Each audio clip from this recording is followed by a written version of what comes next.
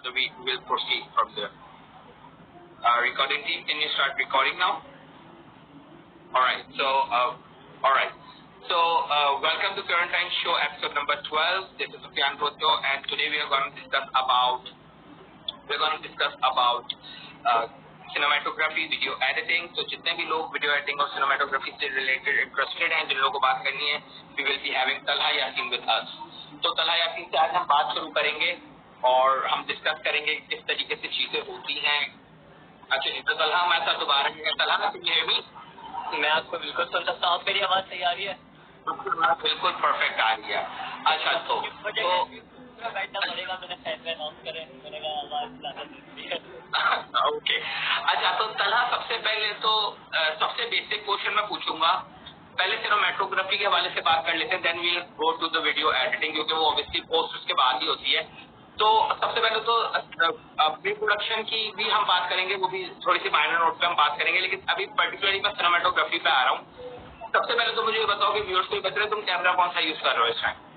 मैं कैमरा कौन सा यूज कर रहा हूँ? मैं कैमरा यूज कर रहा हूँ सोनी A70. मगर मैं इससे पहले वीडियोग्राफी मैंने इससे शुरू नहीं करी थी. मैंने वीडियोग्राफी तो लाइक 60D से शुरू करी थी, 60D, 70D, 80D and then 6G, 6G Mark II और फिर A73 पे हूँ. तो ये सब बताने का मकसद ये है कि ये नहीं समझ आ रहा यार ये A73 से कर रहा है मतलब कैसी अच्छी है. तो सवाल पूछने का मकसद ये था कि पहले तो मुझे बताओ कैमरा कौन सा, फिर मैं तुमसे पूछूं तुमने स्टार्ट कहाँ से किया था, क्योंकि यहाँ पे मसला सबसे पहले ये आता है कि जिसे भी काम स्टार्ट करना होता है वो कहता है मैं 2.5-3 लाख के कैमरे से ही स्टार्ट करूंगा भाई, क्योंकि वही वीडियो बनाता है. क्योंकि हमारे दौर में तो इनफैक्ट क्योंकि मैं भी इसी फील्ड से हूँ, तो सिनेमैटोग्राफी में हम लोग को सोनी पता ही नहीं था. सोनी तो अभी it's been like around 3 to 4 years maximum, बहुत ज्यादा भी कहूँ तो अब आया है. पहले तो हम लोग 7D, 60D बहुत चला पाए, 50D उससे पहले आता था, वो बहुत चला. तो अच्छा जी, तो जैसे तलहा ने बताया कि उन्होंने की जो है ना वो छोटे कैमरे से स्टार्ट किया था, स्टार्टेड बाय 60D.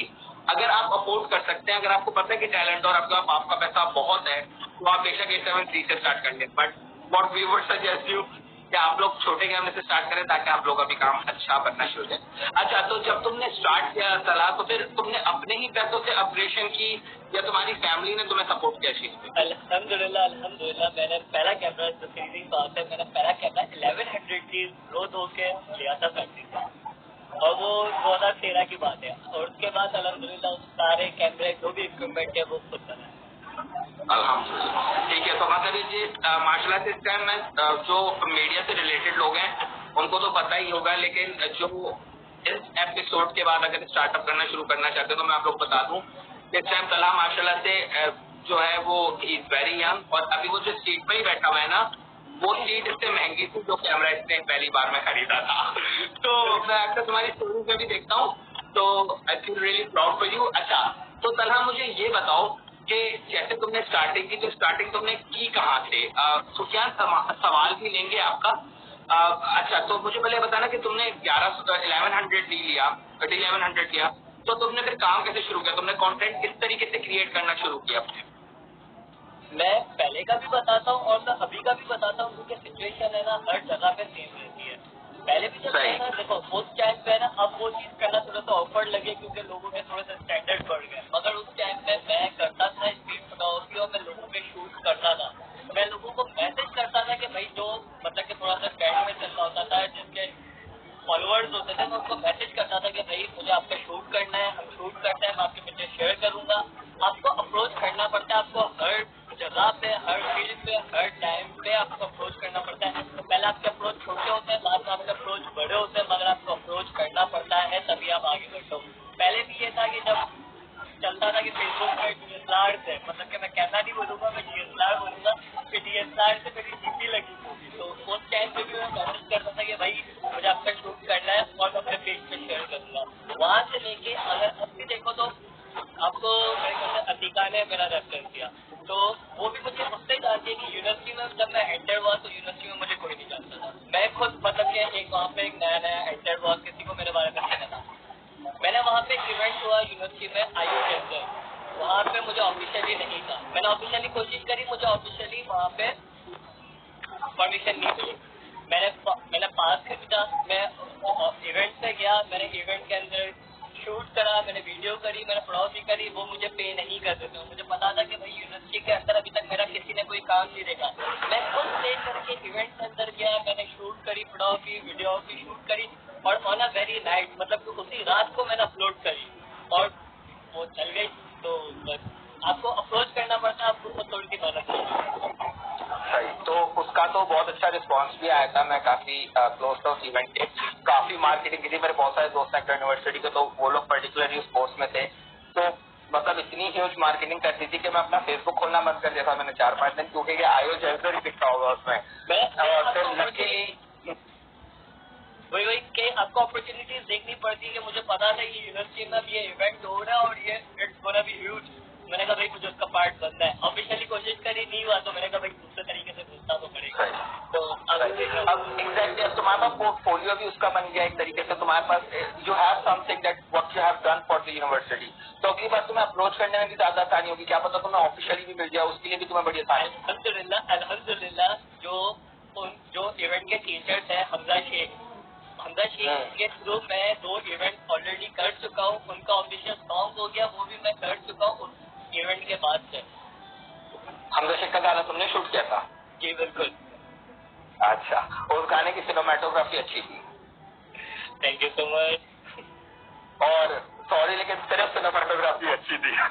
देखिए ये है कि मेरे फर्स्ट टाइम था और मुझे ये कि मैं उस गाने का बहुत अच्छा काम था। नहीं हाँ, इट वॉज द जोक, लेकिन बहुत अच्छा एफर्ट था, क्योंकि सबको यार इंडिविजुअली एफर्ट ही करना पड़ता है जब आपको आगे बढ़ना है, आपको काम करना है। जिस तरह तुमने बताया था कि तुमने इतनी छोटी इक्विपमेंट से जर्नी अपनी स्टार्ट की, फिर तुमने अभी एक यूनिवर्सिटी की बहुत अच्छी रिलेटेबल एग्जाम्पल दी, क्योंकि जो भी स्टूडेंट है, जो भी लोग काम कर रहे हो और वो लोग स्टार्ट करना चाहते हैं, तो उनका स्टार्टिंग में होता है कि भाई मेरे पास तो कैमरा है तो मैं तो फ्री में नहीं करूंगा, लेकिन इन दी एंड वो फ्री नहीं होता। You are investing on yourself, you are investing on your product.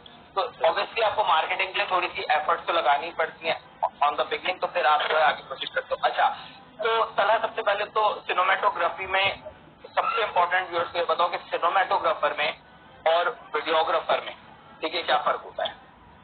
देखिए जैसा है ना, एक थोड़ा सा सीन होता है कि अगर आप मूवीज के अंदर ज्यादा होगा तो एक छोटी सी डिफ्रेंसिएशन है मूवीज और फिल्म में। मूवीज है कमर्शियल उस पर्पज के लिए होती है और फिल्म के अंदर एस्थेटिक्स होते हैं और फिल्म की टेक्निक्स होती है और उसके अंदर जो शॉट होता है उसका कोई मकसद होता है और जो उसके अंदर विजुअल्स होते हैं उसका कोई मकसद होता है। और अगर मूवी होती है ना तो मूवी एंटरटेनमेंट पर्पज होती है। तो मैं जब सिनेमेटोग्राफी बोलूंगा ना तो सिनेमेटोग्राफी के अंदर जब आप एक शॉट डिसाइड करते हो और जब आप एक शॉट लेते हो तो पूरा प्री प्लान होता है और आप एक चीज डिसाइड करते हो कि मुझे शॉट लेना है और उसके अंदर मतलब कि मल्टीपल लोग इन्वॉल्व होते हैं। इसके अंदर डायरेक्टर भी इन्वॉल्व हो रहा है, इसके अंदर डीओपी भी इन्वॉल्व हो रहा है, इसके अंदर कैमरा ऑपरेटर भी इन्वॉल्व हो रहा है, स्टडी टाइम भी इन्वॉल्व हो रहा है। तो वो सारी चीजें मिला के बोलूंगा। और अगर आप वीडियोग्राफी बोलो ना तो वीडियोग्राफी है जो मेरे को ये सारी मेरी डेफिनेशन है जो मैंने समझा है। और तो अगर वीडियोग्राफी बोलो ना तो वीडियोग्राफी अगर आप इस तरीके से बोलो कि आप एक इवेंट में जा रहे हो, आपने एक कैमरा उठाया और आप उस इवेंट को पूरा कवर कर दो, जिसके अंदर आपको बस एक लेआउट पता है और आप उसको शूट कर दो। आपने एक शॉट डिसाइड नहीं करा था, आप बस जो चल रहा है गो विद द फ्लो आप चल रहे हो। तो मैं इन दो चीजों को इस तरीके से डिफरेंशिएट करता हूँ। सही है। तो सबसे इम्पोर्टेंट जो फर्क था वो अभी जो तलाना में बताया कि भाई वीडियोग्राफर जो होता है वो सिनेमेटोग्राफर नहीं होता, दोनों थोड़े थोड़े से डिफरेंट होते हैं। वीडियोग्राफी में मेरे यही बात है चला कि वीडियोग्राफी में थोड़ी सी आपको जो है ना रिलैक्सेशन होती है, you can do things by yourself. लेकिन when it comes to cinematography, when it comes to films, then you need to be very attentive with your work कि आपको पर्टिकुलरली पता होना चाहिए कि आपको पढ़ना क्या है, किस तरीके से करना है। अच्छा, सवाल आया था वो भी तलहा हा लेकिन मुझसे थोड़ा सा छोटा बेचारा नाम में, तो उसने सवाल किया था कि लाइटनिंग के हवाले से पूछेगा, तो लाइटनिंग के हवाले से भी हम डिस्कस करेंगे। सिनेमेटोग्राफी लाइटनिंग ही एक सबसे इम्पोर्टेंट ये सिनेमेटोग्राफी की। अच्छा, तो लाइटनिंग के हवाले से हम डिस्कस करते हैं। जैसे कि तलहा ने आप लोगों को बताया बहुत इंपॉर्टेंट बात कि उन्होंने एक इवेंट कवर किया जो उन्होंने ऑफिशियली कवर करने की कोशिश की, फिर वो ऑफिशियली कवर नहीं हो पाया। He bought the ticket, he went there and he shot. After completing his shooting, after completing the editing, he sent that video to the team of that event organizers. उनको उसने वो भेजी and they loved it. और वो माशाल्लाह से मशहूर भी काफी हुई थी। मैंने भी वहीं से जो है वो तलहा को देखा था और उसके बाद वो जो उनके क्लास इंस्ट्रक्टर थे, ही सिंगर हिमसेल्फ, उन्होंने अपनी जब म्यूजिक वीडियो PSL की बनाई, जो कि बहुत बड़ा प्रोजेक्ट था, जो रनअवे पाकिस्तान में भी चला, जिसके बहुत ज्यादा स्पॉन्सर्स भी थे, वो एक बहुत ह्यूज प्रोजेक्ट था, उसकी सिनेमेटोग्राफी का चांस जो है वो तलहा को उन्होंने दिया। तो ऐसे टीचर्स भी बहुत ज्यादा चाहिए जो अपने स्टूडेंट्स को जो है, या कोई भी स्टूडेंट लेवल का बंदा उसको जो है वो अप्रोच करें, उसको ज्यादा काम दें। ऐसे टैलेंटेड लोग भी तुम्हारे जैसे तलहा इस फील्ड को तो स्पेशली भी बहुत चाहिए कि वो अपने काम की कीमत जानते हो, वो उस तरीके से काम कर उसका सही इस्तेमाल करें। अच्छा, तो तलहा इस बारे में तो हमने डिटेल में बात की, हमने सिनेमेटोग्राफी और वीडियोग्राफर का भी फर्क पूछा। अभी हम एक क्वेश्चन ले लेते हैं जो तलहा ने हमसे आइडिया पूछा कि लाइटिंग की इंपॉर्टेंस क्या है। अगर एक आप नॉर्मल सीन बना रहे हो, ठीक है ना, कोई भी लव स्टोरी का सीन बना रहे हो, तो उसकी लाइट्स में, और अगर आप कोई एक इंटेंस ड्रामेटिक सीन बना रहे हो इमोशनल, उसकी लाइट्स में मतलब क्या फर्क होगा, किस तरीके से फर्क करते हैं लोग कि अलग से वो दिखता है? लाइटिंग के उसमें जाए ना तो हर डायरेक्टर की अपनी अप्रोच होती है कि वो लाइट के तरीके से करेगा पूरा सीन। मगर जो मैं अपनी बात कर रहा हूँ, क्योंकि अगर इस तरीके से अगर मैं जनरली बात लेने जाऊँ तो हर डायरेक्टर की मैं अलग अलग अप्रोचेस लेके बताऊँ। अगर मैं हूँ तो फिर मैं अपनी बताऊंगा कि मैं किस तरीके से लाइट करता हूँ और क्या सीन होता है।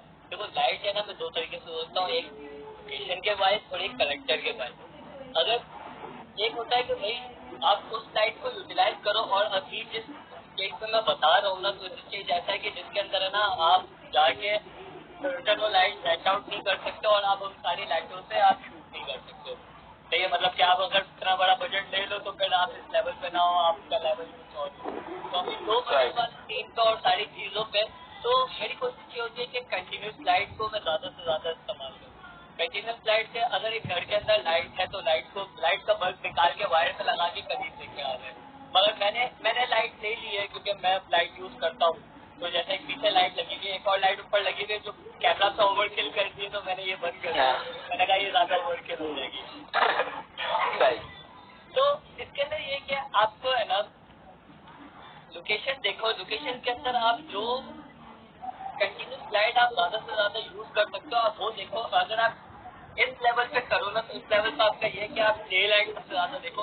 अगर आप एक रूम में शूट कर रहे हो तो उस रूम में जाके देखो कि भाई दिन के किस टाइम पे सबसे अच्छी लाइट आती है, आप अभी फिलहाल वो लाइट यूज करो।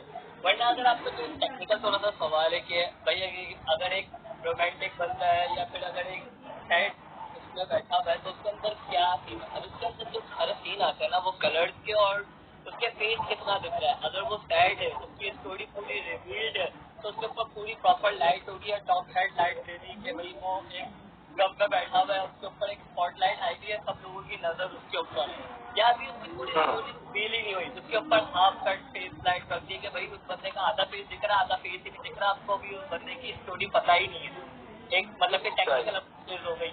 अगर एक रोमांटिक टाइप सीन चल रहा, देखो बेसिकली जो लाइटिंग टेक्निक होती है वो 3 वे लाइटिंग टेक्निक होती है, जो अगर आप कहीं से भी यूज करो, लाइट को आप प्रॉपरली यूज करो तो आपकी वीडियो आपको ऑटोमेटिकली अच्छी लगती है। उसके अंदर कौन सी लाइट आती है, की लाइट आती है, फिल लाइट आती है और बैक लाइट आती है। अभी जैसे मैं 2 लाइटें यूज कर रहा हूँ, मैं एक बैकलाइट लाइट यूज कर रहा हूँ और एक की लाइट यूज कर रहा हूँ सामने, तो वो भी कंप्यूटर की स्क्रीन है। जैसे कंटिन्यूस लाइट मैं भी फिलहाल यूज कर रहा हूँ, मैं अपनी लाइट जला सकता था, मगर अभी मुझे उस लाइट की जरूरत नहीं है। आपको तो पहले ये देखना होता है आपको किस सिनेरियो पे कितनी जरूरत है, आप उस जरूरत पे चीजें यूज करते हो। आप ओवर किल नहीं करते हो कि भाई ऐसा है कि भाई छोटी सी वीडियो शूट करने जा रहा हूँ, मेरे पास रेड कैमरा पड़ा हुआ, वो मैं उठा के चले जाऊंगा, कुछ ये शूट करने पे मेरे पास 80 GB का डेटा होगा, मैं उसको लेता कहाँ फिरूँ। तो आप छोटे से शूट पे जाना तो आप बड़ी बड़ी आ रही की 1K 2K 4K लाइट उठा के नीचे ले जाओ। आपको देखना पड़ेगा कि भाई वहाँ पे कंटिन्यूस पे मैं क्या चीजें कर सकता हूँ, मैं रिफ्लेक्टर से क्या चीज रिफ्लेक्टर से लाइट फिल कर सकता हूँ। तो मैं कभी भी फिल लाइट वहाँ पे नहीं रखूंगा जब मैं की लाइट को रिफ्लेक्टर से फिल कर सकता हूँ, और मैं फिल लाइट वहाँ पे कभी भी नहीं रखूंगा। इसमें देखो प्रोफेशनल वे पे तो आप जितना लेके जाओ उतना जा सकता है, मगर अभी जो मैं हूँ और मेरी जो अभी फिलहाल ऑडियंस है वो बहुत लो लेवल पे, उनके बजट इतना ज्यादा नहीं है, तो मैं उस तरीके से ही कंसिडर दे रहा हूँ। तो ये सारा तो तलहा, मैं उम्मीद करता हूँ कि आपको जवाब है। जो तलहा ने यही बताया कि एक कैरीज पर्सन टू पर्सन, हर बंदे की अपनी आइडियोलॉजी होती है, अपने काम करने का तरीका होता है। लेकिन जिस तरह तलहा ने बताया कि वो किस तरह करते हैं, वो किस चीज को किस तरीके से मैनेज करते हैं, ड्रामेटिक का ही बताया उन्होंने, लव का ही बताया, करेक्टर रिवील्ड है या नहीं है वो बहुत टेक्निकल था। तलहा खुद भी जो है वो मीडिया स्टूडेंट है, तो वो भाई टेक्निकल बातें समझ गया होगा। He wants to be an DP as well, और काफी अच्छा उसका काम भी है माशाल्लाह से। तो मेरा जूनियर ही इंडस यूनिवर्सिटी में। अच्छा, तो तलहा मुझे ये बताना कि तुम पास आउट हो चुके हो या अभी भी क्रम में पढ़ रहे हो? मैं एग्जाम अभी भी पढ़ रहा हूँ, मेरा फिफ्थ सेमेस्टर है। ठीक है, तो सिक्स सेमेस्टर है तलहा का। तो अभी भी वो जो काम कर रहा है वो डिग्री लेने के बाद भी वही काम करेगा। तो आप लोग सबसे पहले तो ये सोचना बंद कर दो कि डिग्री के बाद काम होता है। ये फील्ड ऐसी है कि डिग्री से जितना पहले काम कर सकते हो उतना अच्छा है। अच्छा, तो तलहा तुम्हारे थीसिस कौन करा रहा है? मेरा थीसिस यहाँ पे 2 लोग करवा रहे हैं बेसिकली। एक राशिद अकबर है और एक सर रमीज जलाली है।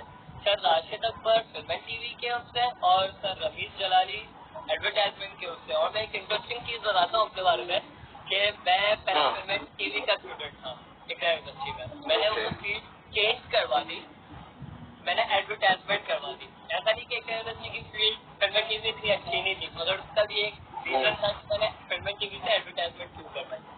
देखो, जिस चीज का आपको शौक होगा ना वो आप लगकर पत्थर मार के भी आप सीखोगे। और जो चीज आपको नहीं आती होगी और जिस चीज के बारे में आपको इन्फॉर्मेशन नहीं होगी ना, तो आप वो कोशिश करते हो कि यार वो मुझे कहीं से पता चल जाए। मुझे फिल्म टीवी का शौक है, मुझे सिनेमेटोग्राफी का शौक है। मैं एक मूवी भी देखता हूँ ना, उस मूवी के बाद है ना मैं उस मूवी से ज्यादा घंटे यूट्यूब पे लगाता हूँ, उसकी डायरेक्टर कमेंट्री देखता हूँ, डायरेक्टर स्टेयर देखता हूँ, उसकी सिनेमेटोग्राफी देखता हूँ। वो सारी चीजें मैं यूट्यूब से सीखता हूँ। यूट्यूब एक बहुत बड़ा प्लेटफॉर्म है। मुझे एडवर्टाइजमेंट के बारे में इतनी चीज नहीं पता, तो मैंने इंडस्ट्री में एडवर्टाइजमेंट में शिफ्ट करा लिया कि भाई कंटेंट बनाना आता है मुझे। अल्लाह का शुक्र मुझे कंटेंट बनाना आता है, मगर मुझे उसको प्रमोट भी तो करना है, मुझे उसको पब्लिश भी तो करना है। तो वो मैंने उसके लिए एडवर्टाइजमेंट में शिफ्ट करा लिया। ठीक है, तो तुम्हारे जो सर हैं इंशाल्लाह हम लोगों ने कोशिश की है भाई जेंटलमैन जो तुम्हारे चीफ लेंगे सर रमीश, तो हम लोगों ने कोशिश की और कल हम उनके साथ एपिसोड भी कर रहे हैं। मैंने कहा तो मैं बताऊं तो ताकि और जो है ज्यादा हम फिल्म टीवी के हवाले से तो आज बात करें, थोड़ी एडवर्टाइजमेंट के हवाले से भी हम लोग बात करें, क्योंकि एडवर्टाइजमेंट और फिल्म टीवी में अब काफी कंपटीशन भी हो गया। पहले लोग एक टाइम में सब एडवर्टाइजमेंट की तरफ जाते थे, फिर सारे फिल्म टीवी की तरफ जाने लगता है। अब फिर जो समझदार लोग हैं वो वापस एडवर्टाइजमेंट की तरफ जा रहे हैं, बिकॉज वहाँ पे सेफ फ्यूचर कह सकते हो आपके है, क्योंकि वहाँ जॉब वगैरह एडवर्टाइजमेंट एजेंसी है, इट्स गोइंग। अच्छा, सुफियान इसकी कैसे पूछ रहे हैं कि I want to work in freelancing for cinematography. अच्छा, वो कहना चाह रहे हैं कि सिनेमेटोग्राफी के लिए मैं फ्रीलांसिंग करना चाह रहा हूँ गाड़ियों और फूड के लिए, ठीक है, तो मैं अपने क्लाइंट किस तरह बना सकता हूँ?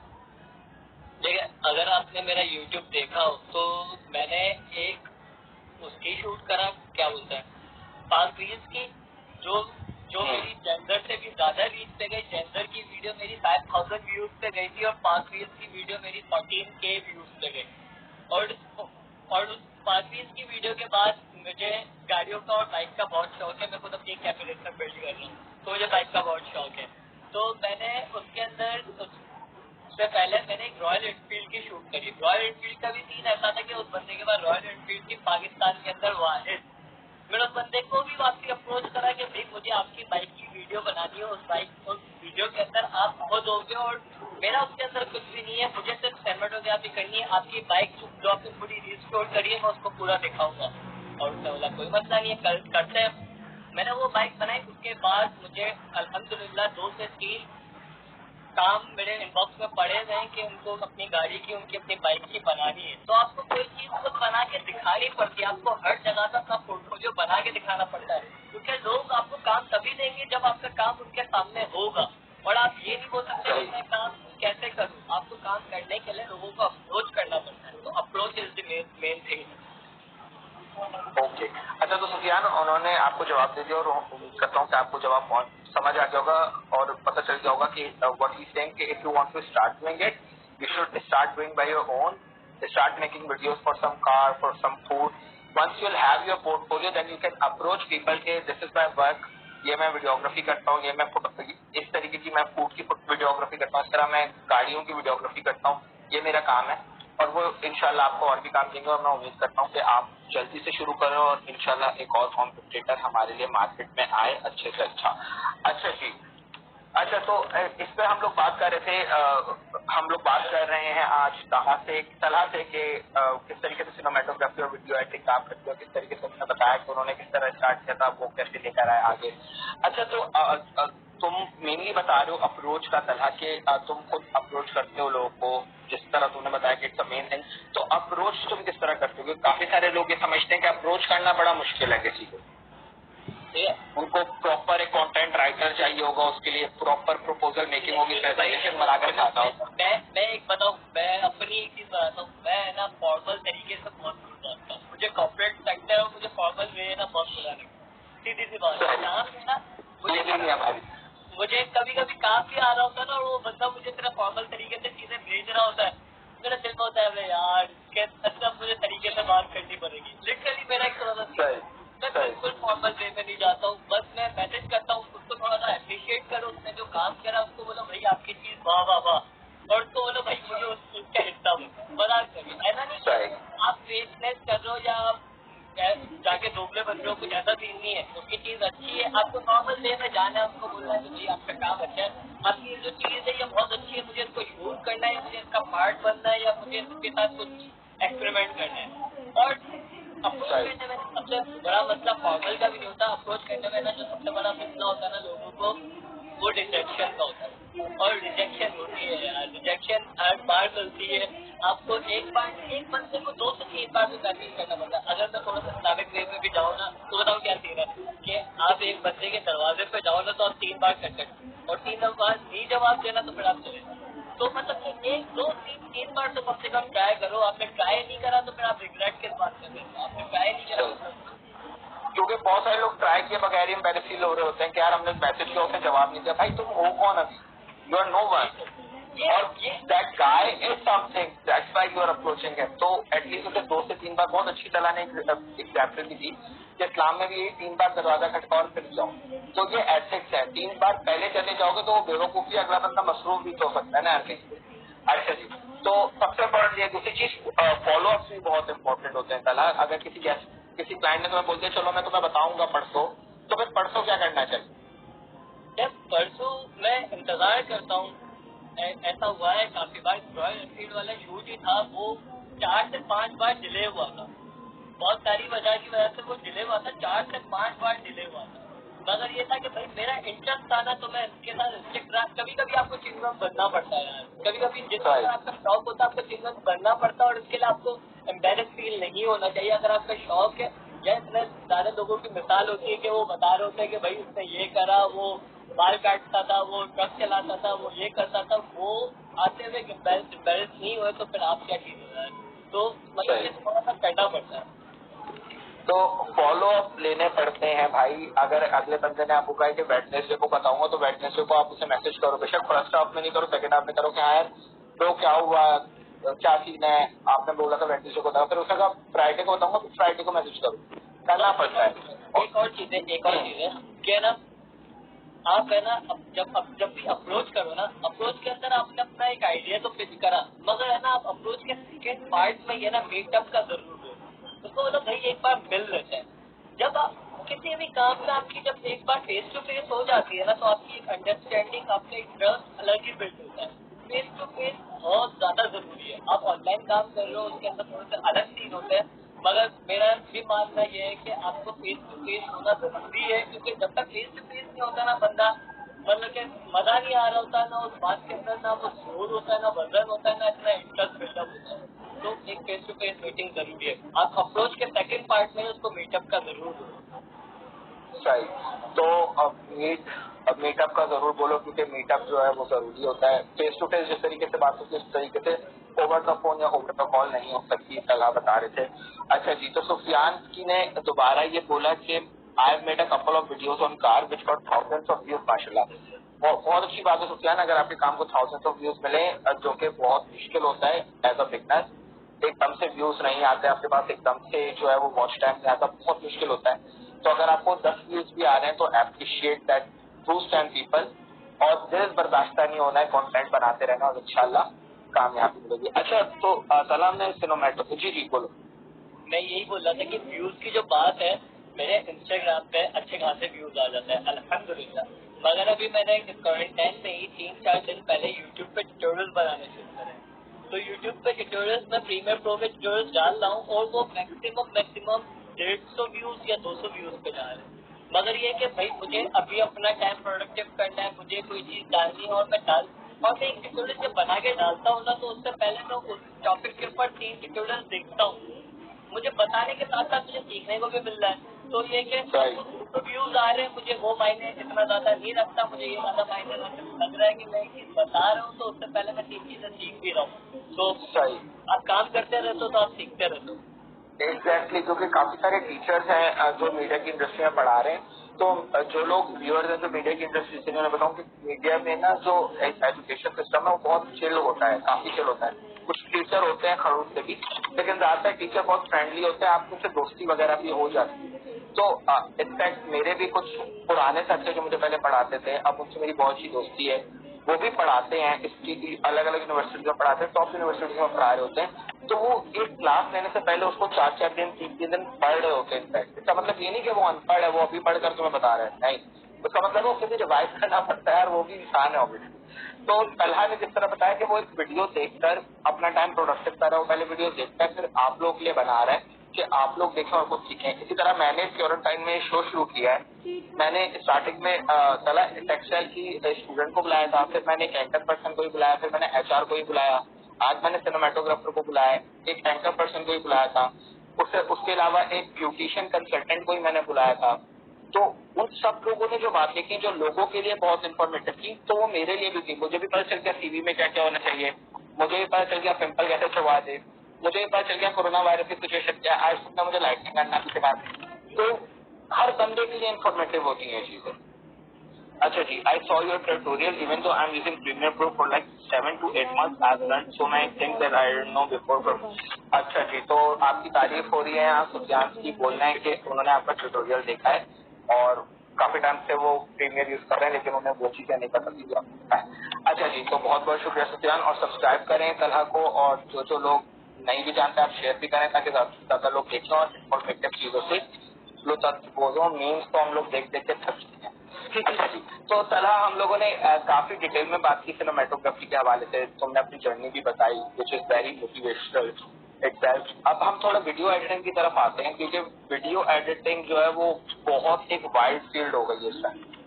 बहुत सारे लोग वीडियो एडिटिंग कर रहे हैं, क्योंकि लोगों को बहुत इजी भी लगती है और लोग बहुत ज्यादा आ रहे हैं। अगर एक वीडियो एडिटिंग की आप एक डेट में प्रोफाइल आती है ना, तो पहले से ही 6,000 लोगों ने अप्लाई किया हुआ होता है। फिर आप सर पकड़ के बैठे होते हो कि यार मैं अप्लाई करूँ या ना करूँ।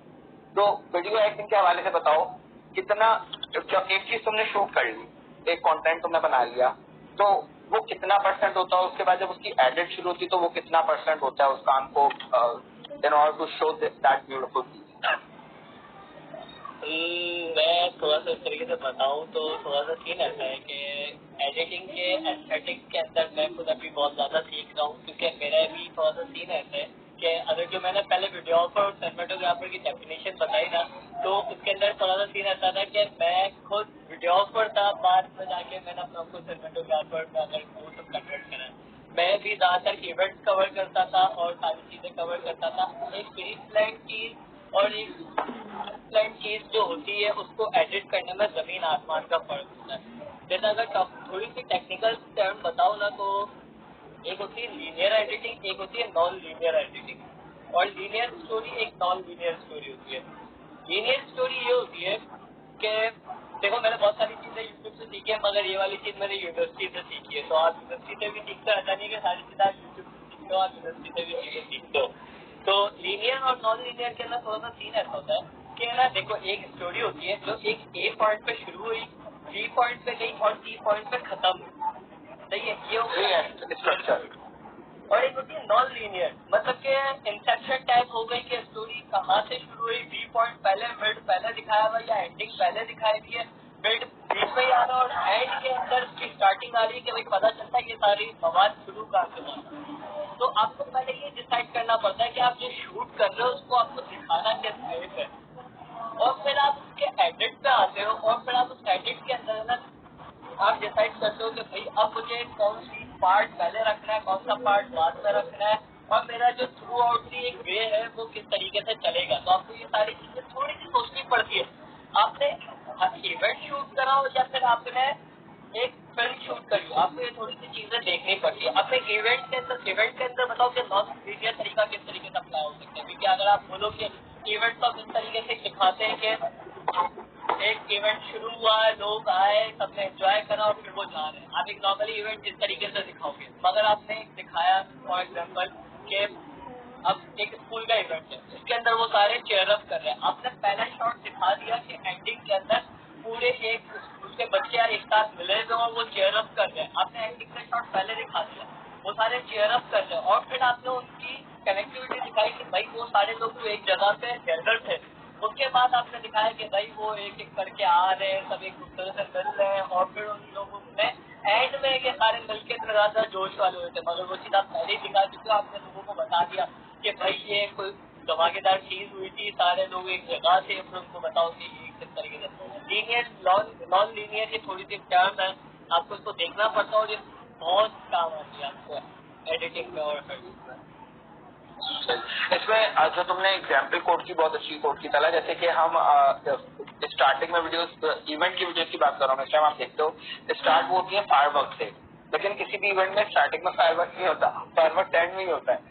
तो ये एग्जाम्पल कोड कह रहे हो एग्जैक्टली तुम तला के स्टार्ट एंड की चीज जो भी मेन ग्लैमरस चीज है वो आप शुरू में दिखाओ ताकि आपकी ऑडियंस कैच हो जाए और आप ज्यादा से ज्यादा वॉच टाइम ले सको, ज्यादा से ज्यादा आपका कंटेंट पूरा देख सको। आपको सस्पेंस, आपको कुछ अच्छी चीजें, आपको इवेंट के अच्छे अच्छे चंक शुरू में आपको देने पड़ते हैं लोगों को अटेंशन ग्रैब करने में। क्योंकि जो नॉर्मल एक इवेंट होता है, एक नॉर्मल इवेंट किस तरीके से होता है, लोग गैदर हुए, उन लोगों को हेल्प करा और फिर जो मेन इवेंट का कंटेंट होता है वो बीच में होता है और फिर इवेंट खत्म होता है। जो मेन लोग चीज देखना है होते हैं वो इवेंट के बीच में होती है।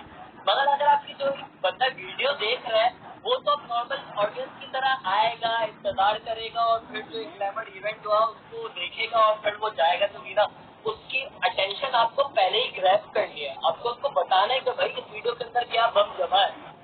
तो आपको अच्छे अच्छे चंक शुरू में रखने पड़ते हैं, उनको आपको ग्रैब करना पड़ता है कि भाई इसके अंदर ये भी हुआ था, इसके अंदर ये भी हुआ था, उसकी पहले ही अटेंशन अपने भाई ये भी है इसके अंदर, उसकी अटेंशन ग्रैब रहती है। तो आपको दिखाना पड़ता है कि भाई ये चीज भी है, ये चीज भी है। तो ऐसा नहीं कि लीनियर में नहीं अच्छा, आपको डिसाइड करना पड़ता है, आपको सोचना पड़ता है कि भाई उसको मुझे दिखाना किस तरीके से, वो आपकी खुद की थिंकिंग होती है।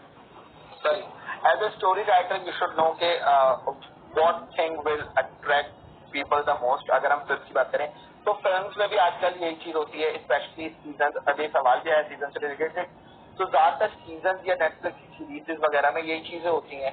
अगर आप अमेरिकन टेलीविजन देखें तो सबसे पहले एंड की ही चीज आती है और फिर वो स्टोरी चलती है कि भाई हुआ कैसे ही या हुआ क्या है, वो एक मिस्ट्री होती है जिसको जो है वो कंक्लूड करना होता है उन लोगों ने। तो वो स्कूल के लोग कम, डिटेक्टिव ज्यादा लग रहे होते हैं। अच्छा, तो एक और सवाल आया है कि Talha, people are waiting for your review on the season you watch. तो भाई तलहा अपने 4 सबसे फेवरेट सीजन बता दो। यार देखो इस चीज को मुझे लोग जज करेंगे, मगर ये कि मैंने एक देखा गेम ऑफ थ्रोन्स, मैंने इसकी बहुत बुराइयां सुनी, उसके बाद जाके मैंने ये वाला सीजन देखा गेम ऑफ थ्रोन्स। बहुत लंबा था, मैंने कहा भाई कौन सा टाइम नहीं, बिल्कुल बस निकल जाएगा इसके अंदर, क्योंकि उसके 8 सीजन और तकरीबन उसके 87 हो गया 57 या एपिसोड है एक घंटे के, तो अच्छा खासे मेरे घंटे इसके अंदर यूज हुआ। मगर कैसा लगा? हाँ, मुझे सीजन बहुत अच्छा लगा। मेरे को बाद में पता भी चला कि भाई उसको हेट क्यों कर रहे हैं, तो उसको अच्छा क्यों बोल रहे हैं। मैंने वो सारे सीजन एक साथ देखे ना, तो मुझे वो सीजन अच्छा लगा। उसके अंदर मुझे जो सबसे अच्छी चीज ये लगी, मैं वैसे स्टोरी वाला इतना बंदा नहीं, मैं स्टोरी पे इतना ज्यादा नहीं जाता हूँ, मैं सारी चीजों पे जाता हूँ। मगर मैंने जब गेम ऑफ थ्रोन्स की स्टोरी देखी ना, तो उसके अंदर कम से कम है ना 15 से 17 स्टोरीज है ना लिंक। पहले सीजन में क्या हुआ था और आखिरी सीजन के अंदर वो चीज किस तरीके से ज्वाइन हुई, मेरा तो वो देख के पता रह गया कि भाई ये किस तरीके से ज्वाइन हुआ। तो मुझे एक चीज वो बहुत अच्छी लगी। और दूसरी चीज इसको हेट किस वजह से मिला, इसको हेट इस वजह से मिला क्योंकि उसके जो 7 सीजन थे वो जो उसका नॉवल राइटर था उसने लिखे हुए थे, मगर जो उसका 8वां सीजन था ना वो उसके नॉवल के राइटर ने नहीं लिखा था, उसके जो डायरेक्टर थे जो सीजन को शूट कर रहे थे उन लोगों ने लिखा। और जो बुक रीड करने वाले हैं और जो वो सारी कम्युनिटी है वो बिल्कुल इसके जेल में चले गई कि भाई ये कहानी लिखी ही नहीं है तो तुमने ये लिख के कैसे शूट कर दी। और एग्जैक्टली वो एक फैंटेसी जेनरा तो था, लेकिन जब नॉवेल राइटर एक चीज को लिखता है और एक फिल्म राइटर लिखता है तो बहुत लिटरेचर में फर्क आ जाता है, क्योंकि नॉवेल राइटर जो है वो फ्रैंकली जमाने बोलूँ तो बाप होता है वो फिल्म राइटर का। Film writer is no one in front of novel writer. अच्छा, तो रैंक वाइज बताना है, 5th नंबर पे है गेम ऑफ थ्रोन्स या 1st नंबर पे GOT? 3 तो बोलो 3rd पे। अच्छा, तो 5 से शुरू करते हैं। 5th नंबर पे कौन सी है? 5th नंबर पे यार मैंने बहुत सारी देख ली है, मगर ठीक है कि एक वो अब तो सबने बहुत सारी देख ली है। चला अब तो हमने बहुत सारी देख ली है, मगर एक शेरलॉक होम्स हो गया। क्या मैं रैंकिंग नहीं करूंगा क्योंकि मुझे चलो नॉर्मल 5 बता दो, अपनी 5 फेवरेट बता दो। शेरलॉक होम्स हो गया एक, वन ऑफ द फेवरेट सबकी। मनी हाइस्ट हो गया, मगर मनी हाइस्ट भी सीजन 2 तक, क्योंकि इसकी पहले मैंने इसकी डॉक्यूमेंट्री देखी हो ना तो उसके अंदर भी थोड़ा सा सीन ही है। जो इसके ऑफिशियल राइटर्स ने लिखी है ना वो सीजन 2 तक लिखी है। फिर नेटफ्लिक्स ने खरीद लिया तो सीजन 3 सीजन 4 नेटफ्लिक्स ने खरीदा, और नेटफ्लिक्स को जब एक लाइफ गलती होती है इसको रख दो, तो अब इसकी स्टोरी बहुत ज्यादा क्रैक्ड होने वाली है। तो अच्छा, नेटफ्लिक्स में भी एक चीज है, अभी नया नया है पाकिस्तान में तो लोगों को पता नहीं, नेटफ्लिक्स की जो अपनी प्रोडक्शन, जो नेटफ्लिक्स ओरिजिनल कहलाता है वो जरूरी नहीं है नेटफ्लिक्स ने बनाया। नेटफ्लिक्स कुछ भी नहीं बनाता, मैं सबको बता रहा हूँ। नेटफ्लिक्स खरीदता है, इधर डिस्ट्रीब्यूटर। तो नेटफ्लिक्स जो चीज बनी भी खरीदता है ना, जो पहले बन चुकी होती है, चल चुकी होती है, वही अच्छी खरीदता है। बाकी जो अपना कंटेंट प्रोड्यूस करता है ना, जो पहले किसी ने नहीं देखा होता, वो बहुत ज्यादा अच्छा नहीं होता है। और अच्छे अच्छे सीजन को उन्होंने रगड़ा दिया। जैसे अगर तुमने 13 रीजन वाई देखा है तो उसका पहला सीजन नहीं देखा, तो पहला सीजन उसका दबंग है, मतलब it's fantastic.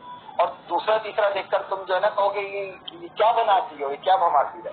To be very honest with you, वो ड्रैग है। तो जहां पे भी चीज ड्रैग होने लगे ना, आप समझ लो कि नेटफ्लिक्स का हाथ है। अच्छा, तो तुमने शेरलॉक बताया, एक शेरलॉक हो गया, एक GOT हो गया।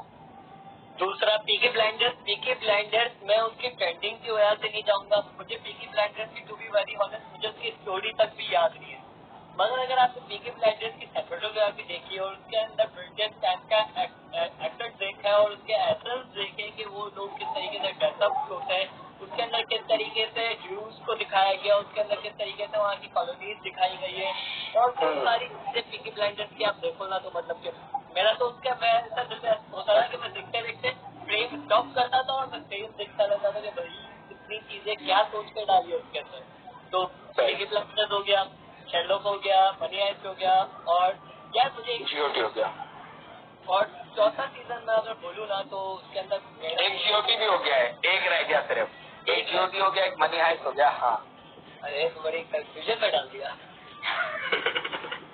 यार मुझे ऐसे वैसे मुझे उठा लो। चलो नहीं, मुझे वो बहुत अच्छा लगा। उसका दूसरा एपिसोड, दूसरा सीजन मुझे अच्छा नहीं लगा, पहला सीजन मुझे बहुत अच्छा लगा, end of the fucking world. उसका पहला सीजन बहुत बात है, और सेकंड लेकिन वो बहुत छोटा है, बहुत छोटा है। मुझे बहुत सीजन से वो बहुत ज्यादा अच्छा है, मगर दूसरे सीजन के अच्छा। अंदर उनको मैंने पूरा स्लो कर दिया। चल, अच्छा, डार्क कैसा है, ये कैसा है, वो कैसा है, गाइस कम ऑन, IMDb इतना बड़ा है, उसमें देखो ना क्या कहता है, साला बेचारे उसको परेशान करो थोड़ा। अच्छा ठीक, तो इतने ज्यादा नहीं देखता भाई वो सीजन। वो ऐसे वफा भी देखता होगा। ऐसे वफा देखा है? नहीं देखा? देखो, मजाक नहीं कर रहा, मैं भी फिल्म स्टूडेंट बता रहा हूँ। देखो, it's a fantastic drama. Pakistan की ड्रामों का एक बहुत बड़ा मसला है कि हम लोग प्रोडक्शन में तो फारिग किए हैं, वही S01-E12 से अभी तक ड्रामे बन रहे हैं, मगर करोड़ों रुपए उन्होंने लगाए। उन्होंने ISPR ने काफी ज्यादा अपनी कुछ हामियां करवाई हैं, जैसे कि ऑब्वियसली स्पॉन्सर का स्पॉन्सर प्रोडक्ट नहीं करवाता, लेकिन अच्छा ड्रामा है। तो पाकिस्तानी ड्रामे, लेकिन बता रही थी पाकिस्तानी इंडस्ट्री के ऊपर, और मैं अपना भी सीन बताऊंगा। और अभी जो एक न्यू जनरेशन आ रही है, और मैं भी जब इस फील्ड में घुसता था तो मेरा भी एक माइंड जो बना थोड़ा सा सीन ऐसा। मैंने एक मूवी देखी, कौन सी, लाल कबूतर, ठीक है, और मैं अपना भी बताऊं कि अगर मैं जो पहले सिनेमेटोग्राफी में घुसा ना तो मुझे ये था कि सिनेमेटोग्राफी के अंदर आपको कैमरा हैंडल करने के बहुत सारे टूल्स हैं। आप हैंडल चलाते हो कैमरा तो उसका एक अलग स्टोरी पोर्ट्रे होती है। आप ट्राइपॉड पर रखते हो वो एक अलग शॉट होता है, आप स्लैडेड पर रखते हो एक अलग शॉट होता है, आप ग्रिप पर रखते हो एक अलग शॉट होता है, आप गिम्बल पर रखते हो तो एक अलग शॉट होता है। आखिरी क्या था, मैंने सबसे पहले गिम्बल इसलिए बोला, गिम्बल या एस्थेटिक है, मैंने ये इसलिए बोला क्योंकि है ना मैं जो समझता था ना,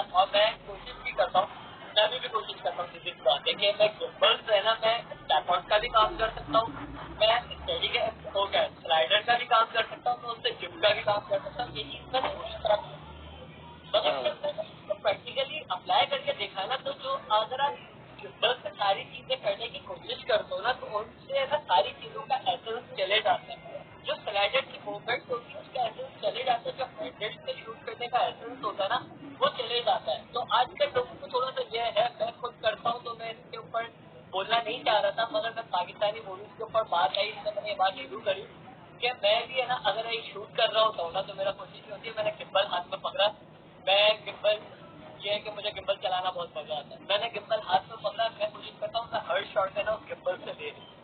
और ये चीज है ना मुझे कभी कभी एडिट पे रियलाइज होती है कि ये चीज है ना मैं बहुत गलत कर रहा हूँ, क्योंकि जब मुझे ये चीज हैंडल रहनी चाहिए, जो मेरा हैंड का शेप था वो आना चाहिए, मैंने गिम्बल पे लगा के उसको भी स्मूथ कर दिया ना, मैंने ये देखा कि भाई यहाँ से एंगल क्या बन रहा है, यहाँ से एंगल क्या बन रहा है, क्योंकि जब आप गिम्बल यूज करते हो ना, तो आप दो शॉट के बीच में ना कनेक्टिविटी कर देते हो। जैसे अगर दो बंदे की कन्वर्सेशन दिखानी है तो 180 डिग्री रूल है, मैंने एक कैमरा इधर रखा, मैंने इधर से उसका पेज शूट करा, फिर मैंने कैमरा ट्राइपॉड को उठा के दूसरी तरफ रखा। फॉर एग्जाम्पल अगर आप एक ही कैमरा यूज कर रहे हो, आपने उस तरफ से दूसरे बंदे का आउटरीच किया। अब ये जो थोड़ा सा ऐसा था ना कि ट्राइपॉड पे उस बंदे दोनों बंदों को दिखाना और बीच का जो गैप है, दोनों का डिस्टेंस है, वहाँ पे वीडियो कट करके दूसरी तरफ लेके जाना। अब गिम्बल पे जब आप उड़ते हो तब गिम्बल पे क्या करते हो, आपने गिम्बल को पकड़ा, एक बंदे के कंधे पे रखा, आप घूम के दूसरे बंदे के कंधे पे चले गए, बीच का ऑर्बिट भी आ रहा है, उधर से इधर कैमरा जा रहा है। ये चीज मुझे दिखी लाल कबूतर में, मैंने कहा यार देखो ये गलती तो मैं कर रहा हूँ, मगर एक गलती फिल्म बना रहा है, ये तो फिल्म बना रहा है, ये तो फिल्म बना रहा है। लाल कबूतर ओवरऑल पूरी मूवी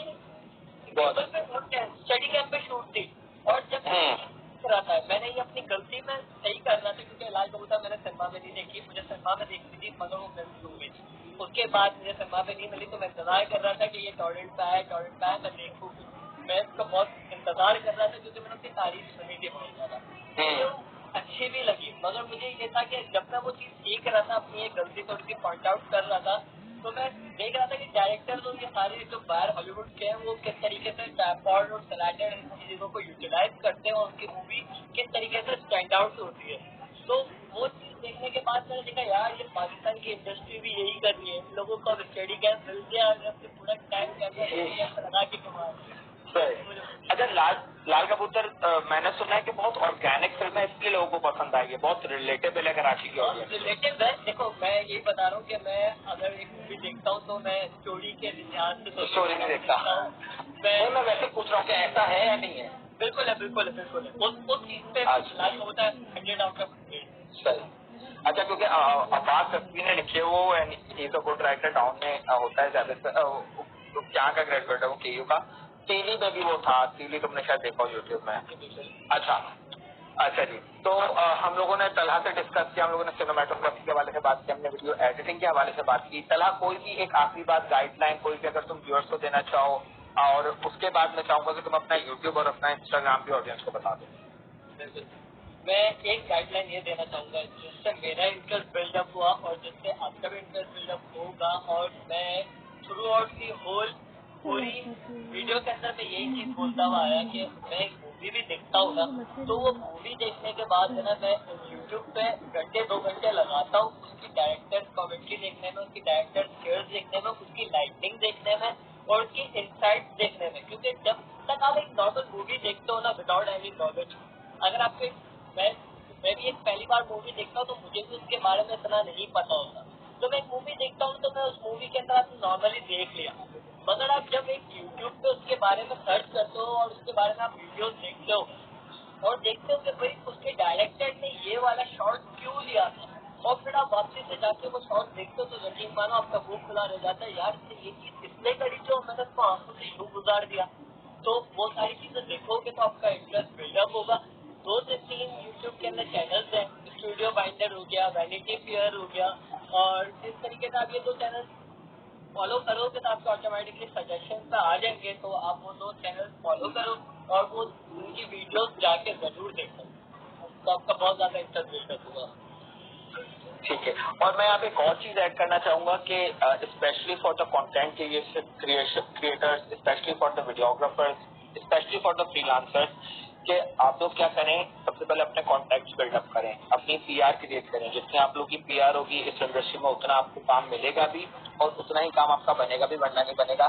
जैसे इस शो के थ्रू मेरी आज तलहा से बात हुई है, मेरी तलहा से इंशाल्लाह दोस्ती भी होगी। तलहा को मैं अपनी थीसिस के लिए बुलाऊंगा, तलहा मेरी थीसिस में मुझे हेल्प करना है। इसी तरीके से काम होता है इस इंडस्ट्री में। कल को तलहा की थीसिस होगी तो फिर आई भी है। इस तरीके से आप लोग काम करेंगे तो इंशाल्लाह आप लोग कामयाब होंगे। तलहा अपना यूट्यूब और अपना इंस्टाग्राम बता दो, ताकि अगर किसी को ट्यूटोरियल्स देखने हो तो वो they can reach to your YouTube channel. यार मेरा इंस्टाग्राम है तलहा आपके पास आ भी रहा होगा, तो जहाँ तक आप हाँ लिखोगे आपके पास नहीं आऊंगा।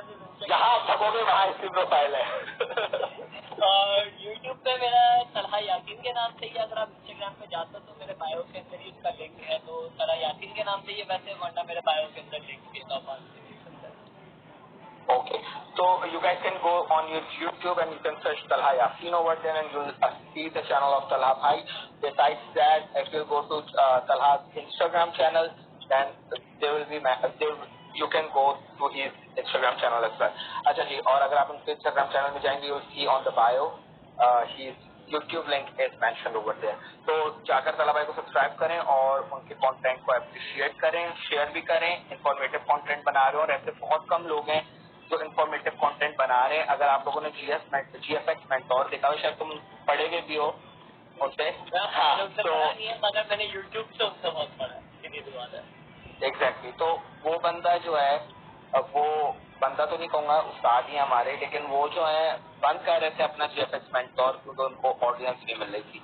और इस टाइम इंडिया पाकिस्तान दोनों मुल्कों में सबसे ज्यादा इलिस्ट्रेटर और फोटोशॉप जो सीखा जाता है वो उस बंदे से, उनके यूट्यूब चैनल से सीखा जाता है, क्योंकि उनके ट्यूटोरियल्स उर्दू में होते हैं। तो ऐसे ही तलहा यासीन को भी जो है आप लोग जो है वो सपोर्ट करें, उनके चैनल को सब्सक्राइब करें।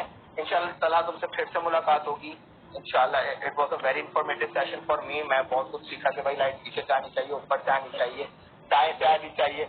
तो it was really informative session. और इसी तरीके से आप लोग जो है ना अपनी चीजें बताते हो, इस तरीके से आप लोग इन्फॉर्मेशन कलेक्ट करते हो और अपने काम को उसे यूजफुल बनाते हो।